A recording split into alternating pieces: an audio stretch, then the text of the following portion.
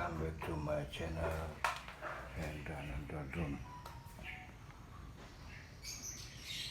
Di kali ini kita cek ciri baterai yang tidak layak dipakai lagi. Durasi seharusnya 25 menit menjadi berkurang. Ini adalah baterai drone Action X5.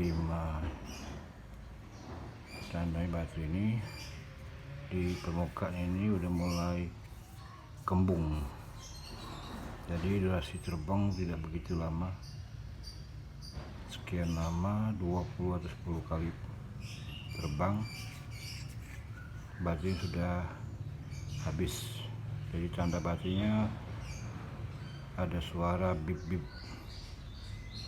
Coba kita tes langsung saja berapa lama durasi terbang dengan kondisi baterai yang cukup kembung. Jadi perlu baterai cadangan. Lumayan harganya, 500.000 baterai ini Action X5 GPS. Coba kita langsung saja tes sampai berapa lama ketahanan baterainya. Terus kedua ada tanda-tanda bunyi bip-bip. Oke, langsung saja. Ini ada drone-nya. Let's go.